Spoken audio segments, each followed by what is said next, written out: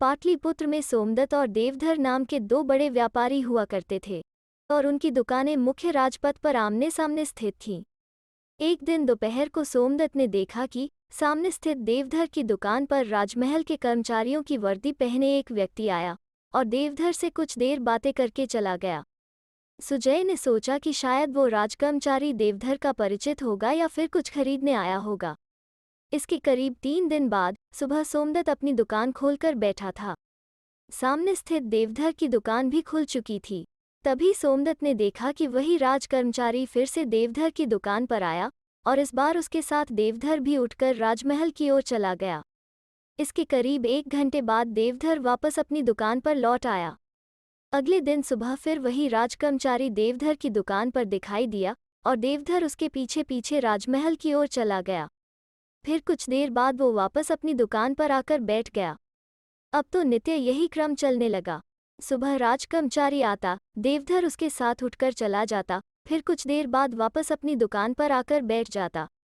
यही देखते देखते 7-8 रोज हो गए तो सोमदत्त के दिमाग में कीड़ा कुलबुलाने लगा कि आखिर यह राजकर्मचारी रोज देवधर की दुकान पर क्यों आता है और देवधर उसके साथ रोज राजमहल क्यों जाता है। आखिरकार जब रहा न गया तो एक दिन शाम के वक्त सोमदत्त देवधर की दुकान पर पहुंच गया और पूछने लगा, देवधर भाई, एक बात बताओ, आजकल राजा साहब रोज तुम्हें बुला भेजते हैं, आखिर क्या बात है। देवधर कुछ चिढ़कर बोला, मेरे और राजा साहब के बीच क्या बात है, ये मैं तुम्हें क्यों बताऊं। देवधर के इस रूखे व्यवहार से सोमदत्त सहम गया और वापस अपनी दुकान पर चला आया। किंतु उसके दिमाग की जिज्ञासा शांत नहीं हुई कि आखिर देवधर को राजा साहब रोज क्यों बुला भेजते हैं। रात को भोजन करते समय उसने अपनी पत्नी को पूरी बात बताई और कहा, जरा तुम भी सोचकर देखो कि आखिर राजा को देवधर से ऐसा कौन सा काम होता होगा जो उसे रोज बुलावा भेजकर बुलवा लेता है। पत्नी मुंह बनाकर बोली, इसमें सोचने वाली कौन सी बात है भला। जरूर देवधर राजा का विशेष कृपापात्र दोस्त बन गया है, तभी रोज उनसे मिलने जाता है।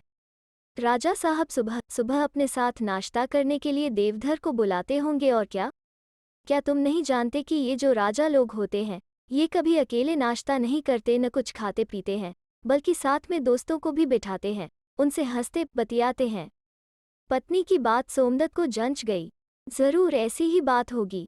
लगता है देवधर किसी तरह राजा के साथ दोस्ती गांठने में सफल हो गया है, तभी उसने आज मुझसे सीधे मुंह बात नहीं की। राजा का कृपापात्र बन गया है तो नाज नखरे तो दिखाएगा ही। सोमदत्त को कुछ सोचते देख पत्नी बोली, तुम भी क्यों नहीं राजा का कृपापात्र बनने की कोशिश करते, इससे व्यापारियों के बीच तुम्हारी बहुत शान बढ़ेगी। सोमदत्त बोला, शान तो बढ़ेगी मगर मैं राजा के साथ दोस्ती कैसे करूं, मैं तो राजमहल में किसी को जानता तक नहीं।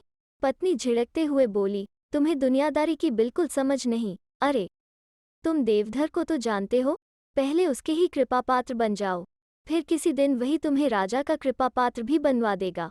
दूसरे ही दिन सोमदत्त पत्नी के कहे अनुसार ढेर सारी मिठाइयाँ, फल और मेवे टोकरों में भरकर देवधर के घर जा पहुंचा। इससे पहले वो कभी देवधर के घर की ओर फटकता भी न था। देवधर ने अपने दरवाजे पर जब सोमदत्त को देखा तो हैरत से कहा, अरे भाई, आप आज मेरे घर कैसे और इन टोकरों में क्या है। सोमदत्त आत्मीयता भरे स्वर में बोला, क्या बताऊं देवधर भाई, बहुत दिनों से तुम्हारे घर आना चाह रहा था मगर आज ही फुर्सत मिल पाई। ये फल और मिठाइयाँ बच्चों के लिए लाया हूँ, अंदर भिजवा दीजिए। इसके बाद सोमदत्त हर तीसरे चौथे रोज देवधर के घर जाने लगा। जाते वक्त वो बच्चों के लिए कुछ न कुछ ले जाना कभी न भूलता। धीरे धीरे उसके और देवधर के बीच दोस्ती का अंकुर पनपने लगा। उसे पूरी उम्मीद हो चली थी कि एक दिन वो देवधर के माध्यम से राजमहल तक भी जरूर पहुंच जाएगा। एक दिन सोमदत्त अपनी दुकान पर बैठा था, तभी एक राजकर्मचारी ने उसके हाथ में एक पत्र ला थमाया। यह पत्र राज्य के आयकर अधिकारी की ओर से था, जिसमें 3 दिवस के भीतर 200 मुद्राएं आयकर के रूप में जमा कराने की हिदायत दी गई थी। दूसरे दिन सुबह सोमदत्त ने घर से निकलते समय पत्नी से कहा, पहले मैं आयकर की 200 मुद्राएं जमा कराने जाऊंगा, उसके बाद दुकान पर जाऊंगा। पत्नी ने आश्चर्य प्रकट करते हुए पूछा, आप अब भी राजा को आयकर देंगे।